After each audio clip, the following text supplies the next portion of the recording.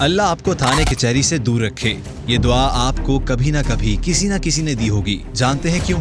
کیونکہ پاکستان کا تھانہ کلچر ایسا ہے جہاں رشوت کے بغیر کام ہوتا ہی نہیں. مگر یہ رشوت کا لین دین ہوتا کیسے ہے؟ کون سے ایسے کیسز ہیں جن میں زیادہ رشوت مانگی جاتی ہے؟ پورے کا پورا تھانہ کیسے بکتا ہے؟ ایک ہی SHO ایک ہی تھانے میں بار بار کیسے لگ جاتا ہے؟ ان تمام سوالوں کے جواب میں آپ کو دوں گا پاکستان کے کریڈیبل کرائم رپورٹرز کی زبانی، کیونکہ انہوں نے سینکڑوں ایسے پولیس افسران دیکھے جنہوں نے رشوت کا بازار گرم کیے رکھا، اور کیسے ان کرپٹ افسروں نے لاکھوں روپے رشوت لے کر جعلی پولیس مقابلے بھی کیے.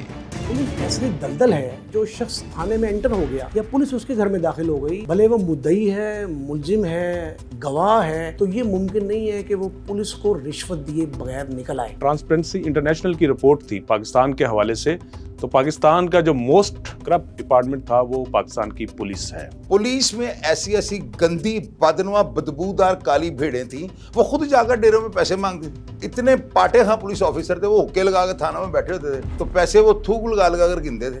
پولیس والے اپنے کاموں کے لیے بھی اپنے ساتھی پولیس والوں کو پیسے دیتے ہیں. جو چھٹی کی درخواست ہے، لائنز افسر ہیں، وہ آپ کی چھٹی کی درخواست تب افسر تک پہنچائیں گے جب آپ ان کو پیسے دیں گے. کانسٹیبل جو ڈیوٹی سے غیر حاضر رہتے ہیں، وہ اپنی آدھی تنخواہ نقدی محرر کو دیتے ہیں، تو باقی تنخواہ آپ کے گھر پہنچا دے گا. آپ بھلے ڈیوٹی پہ آئے نہ آئے، آپ کی حاضری بھی لگ جائے گی. پہلے ایک سسٹم ہوتا تھا، انہوں نے اپنے ٹاؤٹ رکھے ہوتے تھے. اب تو افسوس سے کہنا پڑتا ہے کہ اب تو براہ راست سے وہ پیسے مانگتے ہیں. پنجاب کے اندر یہ بھی دیکھتے ہیں پورے گاؤں پہ پرچہ دے دیا جاتا ہے قتل کا. پولیس نجائز لوگوں پہ پرچہ دے کے اس کے بعد پھر رشوت کا راستہ کھولتی ہے. ایک طریقہ یہ ہے کہ اگر چھوٹا موٹا کیس ہے، وہ رونا رو کر آپ سے پیسے مانگیں گے، اور اگر کوئی بڑا کیس ہے تو اس میں تو وہ سیدھا سیدھا مطالبہ کرتے ہیں، وہ بلیک میلنگ ہوتی ہے. اگر آپ پیسے دیں گے تو چلان میں آپ لوگوں کو فیور مل جائے گی. آپ جاتے نا فرنٹ ڈیسک پہ، اس نے السلام علیکم سیکھ لیا اور اگلا جملہ پتا کیا ہے؟ خیر نہ لائے ہیں. میں نے کہا سر جی کی درخواست کہا دیے، میرا پرس گم گیا. کتنے کو آ چاہیے فلاں؟ پہلے وہ کہے گا میرا علاقہ ہی نہیں ہے. پولیس والے کے پاس 100 طریقے ہیں رشوت لینے کے، اور ان طریقوں میں باقاعدہ اب تو ریٹس مقرر ہیں.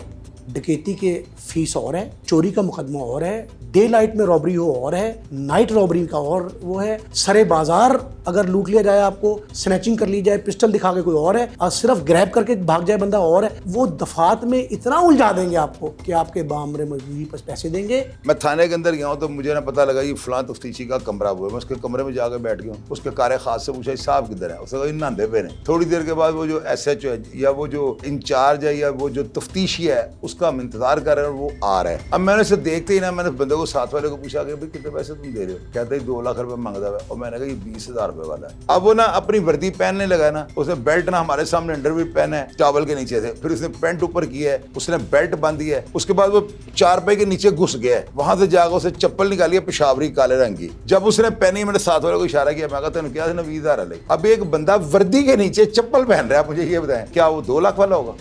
اس طرح پولیس والوں کے ریٹ نکلتے تھے. قتل پولیس کے لیے بڑا کیس ہوتا ہے، اور قتل کے مقدمے میں رشوت بھی پھر لمبی لی جاتی ہے، کیونکہ انسانی زندگی کا اور موت کا فیصلے اس میں ہونا ہوتے ہیں. اس میں بہت بڑے بڑے لیول پہ جو ہے نا وہ رشوت لی اور دی جاتی ہے. دعا مانگ رہے ہوتے ہیں خدا سے پولیس والے، خدا کرے کہ پراپرٹی کا کیس آ جائے، اور پراپرٹی میں بھی کمرشل پراپرٹی کا، اس میں پیسہ زیادہ ملتے ہیں. وہ SHO اپنے پاس رکھتا ہے، فائل نیچے ٹرانسفر نہیں کرتا. اور اگر کوئی بیٹ افسر یا ڈائریکٹ کسی تھانے میں آ کے ڈیوٹی افسر لے کے آ جائے فائل، تو SHO اپنے پاس رکھ لیتا ہے. وہ کہتا ہے پارٹیاں میرے پاس پیش کرو. کہاں قبضہ ہوا ہے، کہاں قبضہ کرانا ہے، کس کے ساتھ دینا ہے، کس کے اسٹے آرڈر پہ ساتھ دینا ہے، کس کا نہیں دینا. جہاں پہ لاکھوں کروڑوں روپے کی پراپرٹی انوالو ہوگی کسی کیس کے اندر، تو وہاں پہ رشوت لازمی ہوگی. اور بدقسمتی یہ ہے کہ بہت سارے پولیس افسر گزشتہ کئی سالوں سے پراپرٹی کے بزنس میں انوالو ہو چکے ہوئے ہیں. پولیس والے کے بارے میں جو یہ مشہور ہے کہ اسے آپ لہریں گننے پہ لگا دیں، اس میں سے بھی پیسے کما لے گا. افسر جو ہے نا اوپر سے پوچھتے ہیں اوے تو کنے پرچے دیتے ہیں، کنے منشیات فروش پڑے نہیں؟ وہ کہتا ہے سر کوئی نہیں، اپنا فگر پورا کر. یعنی ان کی ایک تعداد ہوتی ہے، انہوں نے سال کے اندر ادھر مقدمات دیتے ہیں. جب یہ سال کے اینڈ پہ دیکھتے ہیں ابھی مقدمے میرے نہیں پورے ہوئے، ابھی میں کیا کروں؟ آپ کو پکڑا اوپر ڈال دی، اس کو پکڑا اوپر ڈال دی، اس کو پکڑا اوپر ڈال دی. ملزم گرفتار ہے، حراست میں ہے، اور آپ اس کو مار دیں دوران حراست، اور دوران حراست مار کے اس پہ بے تحاشا مقدمات ڈال دیں جو نہیں بھی تھے، اس کے باپ دادا نے بھی نہیں کیے تھے، وہ بھی اس پہ ڈال دیں. 9 مئی میں گلی محلے کے بشیر، نذیر، ماجا، ساجا سب ڈال دیے گئے. वो जिसको पकड़ेंगे उसके भी पैसे, उसको क्लियरेंस सर्टिफिकेट देना है कि आप 9 मई में शामिल नहीं थी, आपकी तस्वीर गलत आ गई, जियो फेंसिंग में गलत आ गए आप अगर नहीं थे और शक की बना पे घर से वो आपको उठा लिया गया, तब आप पैसे इसलिए देंगे कि खुदा न खास्ता को पक्का ही ना डाल दे उस फहरिस्त में। दूसरा 420 के 470, 71, 72, 477 के मुकदमात, धमकियों के 506 के, ऐसे मुकदमात जिनमें पैसा इन्वॉल्व है, उसमें पुलिस कोशिश करती है कि वो उनकी फाइलें दबा के रखें। उन मुकदमात में जिनमें डिलेइंग टैक्ट्स मौजूद हैं, उनमें पुलिस भारी भरकम रकूम लेती है। यहाँ पे नजे फीजे की जो है मंशियात बिकी है और 22 करोड़ टन, और ये लाहौर होटल में गुंगा होता था, ये अच्छे शुगर वाले का वो बच्चा बेटा बना हुआ था, वहां पे वो गली के अंदर बैग रखकर रवे बेच रहा था 10-10 रुपए के, और वो अगर 100 रुपए देते थे वो 2 फ्री देता था। तो लाइनें लगी होती थी। हवेली चौधरी है किला गुजर सिंह के अंदर, दरवाजा खोले, अंदर वो 3 सीढ़ियों पर चढ़ते थे, गली के अंदर वो जमीन पे बैग रख के कैंची लेके बैठा होता था। तो वो उसके बाप का वो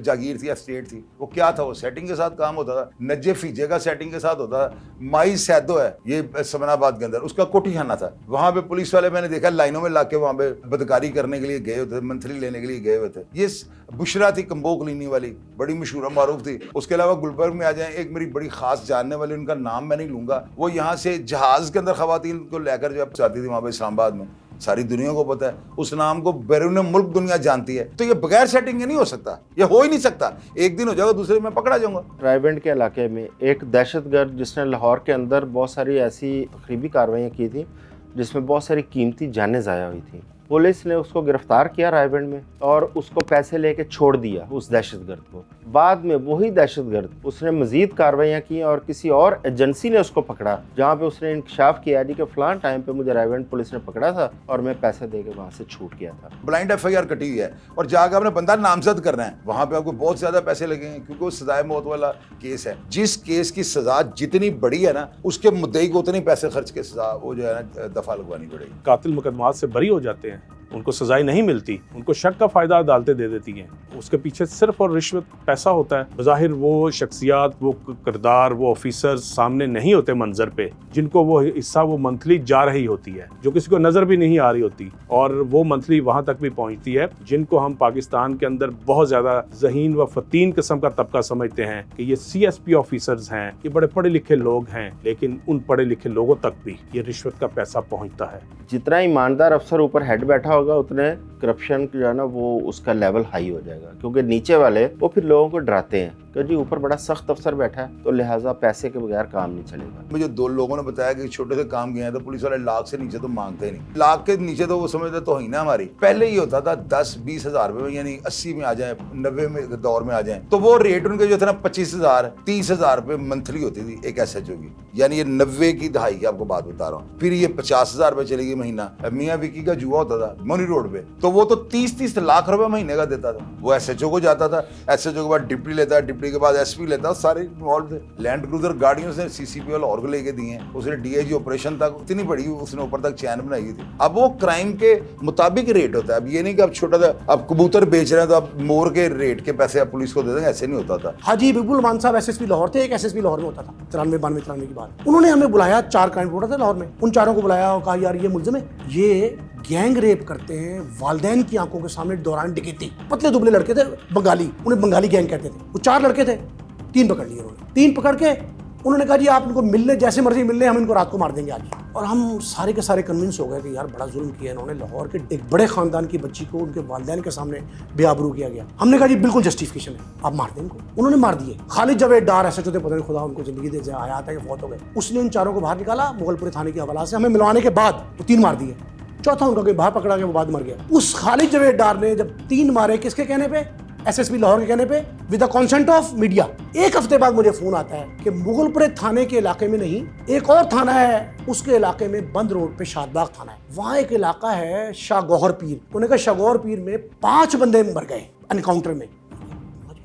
कभी कभार पुलिस मुकाबला होता था, हम वहां मौके पे गए, पता लगा वो पांचों के पांचों जो है ना वो चारपाइयों पे सो रहे थे और रस्सियों बांध दी चारपाइयों पे सोते हुए को। मुखालफिन ने अपने डेरे पे बुलाया, उन 5 को उसी SHO ने, खालिद जवेद डार ने, अपने इलाके से हट के मार दिया। अब उसका हाथ चूंकि खुल गया, उसने पहले 3 SSP के कहने पे मारे, 5 मुखालफों से 7.5 लाख रुपए उस दौर में लिया उसने, यानी 2.5 लाख रुपया एक शख्स का। पाकिस्तान के अंदर थाने भी बिकते हैं اور SHO رشوت کے ذریعے لگتے ہیں یا بڑی سفارش کے ذریعے لگتے ہیں. ان تھانوں نے کماؤ پوت کے طور پہ کام کرنا ہے. 2000 سے پہلے تو پوری ڈویژن اور سرکل اور ہر چیز بکتی تھی. آپ یہ دیکھیں نا کہ نجف فیجے کی جو میں نے آپ کو منشیات کا بتایا 2 بھائی تھے, تو ان 2 بھائیوں نے جو ہے نا لائنیں لگا کر, یعنی یہاں سے لے کر چبرجی تک جو ہے نا لائنیں لگی ہوتی تھیں. کیسے بک جاتی تھی منشیات مجھے آپ یہ بتائیں. کیا وہ ایک ایسا جو ہے اس کے اندر اتنی پاور کہ وہ اتنا بڑا منشیات کا کام کروا جائے. وہ پوری ڈویژن سرکل اور تھانے بکتے تھے. ہنجروال جو ہے وہ علاقہ غیر تھا, وہاں پر اس طرح نمبردار تھالوں میں رکھ کے انہوں نے پاؤڈر منشیات کا کام کیا. پورا خاندان وہ مر گیا دشمنی کی زد میں نا.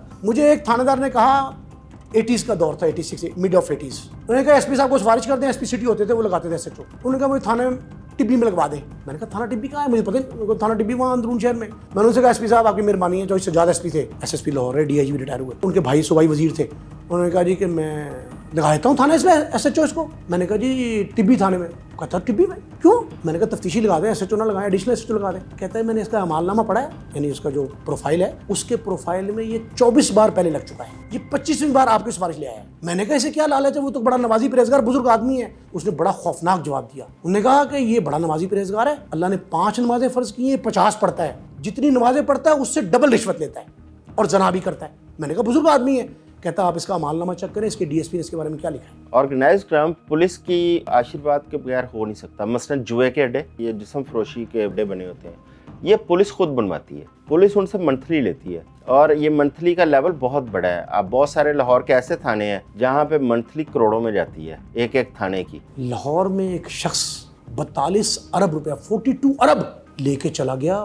بیوی اس کی MPA تھی, خود وہ بہت بڑا امیگریشن ایکسپرٹ تھا. اس شخص نے پاکستان کے اگر 100 بندوں کو اگر اس نے باہر بھجوایا تو 1 لاکھ بندوں کو باہر بھجوائے بغیر پیسے لے گیا, اربوں روپے لے کے وہ غائب ہو گیا. اس کے بعد دوسری مثال ڈبل شاہ, وزیر آباد, چھوٹی سا علاقہ ہے, آنکھوں سے دیکھا واقعہ ہے. ایک DIG سٹنگ لاہور کا, ایک ہی لاہور میں DIG تھا, DIG لاہور, ایڈیشنل IG اور 4-5 MN MPA اس کمرے میں جہاں وہ نیچے بیٹھتے تھے. شاہ صاحب خدا ان کی مغفرت کرے, سید صفتین شاہ اس کا نام تھا, ٹیچر تھا. وہ فرش پہ جہاں قالین بچھا تھا وہاں بیٹھا تھا, اور باہر 4 وینز مختلف بینکس کی, ان کی ویگنز کھڑی تھی پیسہ اکٹھا کرنے کے لیے, اور قطار میں باہر 1000-1500 لوگ کھڑے تھے جو پیسے دینے آئے تھے, اور باہر پولیس کی 4-5 تھانوں کی گاڑیاں کھڑی تھیں, اندر پولیس افسر بیٹھے تھے. وہ سارے پیسے دے رہے تھے اور ہاتھ جوڑ کے دے رہے تھے اس کو, اور آدھے گھنٹے پونے گھنٹے بعد پولیس افسر ڈبل کر کے لے بھی رہے تھے. اب بھی زندہ ہیں ان میں سے کئی, اور کئی لوگ اس کے عینی شاہد ہیں. تو اس لیے میں نے ڈیٹیل میں جا رہا کہ بیچارے فوت ہو گئے شاہ صاحب, انہوں نے اوپر جہاز سے بھی پیسے لٹائے. دریائے چناب کے ارد گرد لوگ کھڑے ہو گئے, ہم نے آنکھوں سے دیکھا, اور انہوں نے پیسے لٹائے ڈبل شاہ نے. تو پولیس تماشا کیوں دیکھتی رہی, کیوں نہیں اس کے خلاف کارروائی کی؟ اتنے عرصے بعد نیب کیوں میدان میں آئی؟ پہلے جب وہ ڈبل کر کے لے کے جا رہے تھے DIG تو پولیس کی گاڑیاں تو باہر کھڑی تھی, پروٹیکشن دے رہی تھی DIG کو. یہ ان کے ذریعے مستقل آمدنی کے ہیں. پولیس اس طرح کی دہاڑیاں ڈھونڈتی ہیں. وہ دعا کرتے تھے اٹھا کے جھولی کہ خدا کرے 100 ڈبل شاہ پیدا ہو جائے. یہ بھی ایک مشہور ہے بات کہ آپ مدعی نہ بنے. مدعی بننے والا نقصان میں رہتا ہے. ٹھیک ہے, آپ پہ پرچہ ہو گیا تو اس کے بعد آپ آسانی میں آ جائیں گے مدعی کو پھنسانے میں. کتنا ذلیل کروائیں گے پولیس کے ذریعے پیسے لگا کے کہ مدعی ہاتھ جوڑے گا مجھے معافی دے دو. جو بندہ رشوت لیتا ہے نا اس کا ضمیر مر چکا ہوتا ہے, وہ چلتی پھرتی لاش ہے. وہ دیکھنے میں آپ کو SHO لگ رہا ہے, یہ دیکھنے میں آپ کو افسر لگ رہا ہے, وہ بے ضمیر انسان ہے. تو جو بندہ ہے ہی لاش, اس کو دفنا دو. کیوں اس کو جو ہے معاشرے میں رکھا ہوا ہے, برائی پھیلانے کے لیے رکھا ہوا ہے. یہ نہیں میں کہہ رہا کہ سارے کے سارے ایسے ہیں, کچھ اچھے بھی ہیں لیکن اچھے کسی گنتی میں نہیں ہیں. ان کو وقت سے پہلے ریٹائر کر دیا جاتا ہے یا وقت آنے پہ تو دھکا دے کے نکالا جاتا ہے. لیکن جو راشی کرپٹ والے ہیں, ان کے تعلقات کیونکہ اوپر زیادہ ہیں, وہ اوپر تک پیسے پہنچاتے ہیں, تو ان کو آپ ری ایمپلائی بھی کر لیتے ہیں. ریٹائرمنٹ کے بعد بھی وہ پولیس میں بھرتی ہو جاتے ہیں. لاہور میں بے تحاشا پولیس آفیسر ہیں جن پہ انکوائریاں یہاں پہ کھلی. کئی لوگوں نے یہاں پہ پلاٹ لیے ہیں. ایک CCPO بلکہ ریٹائر ہو چکے ہیں, انہوں نے جوہر ٹاؤن کے علاقے میں بہت بڑی زمین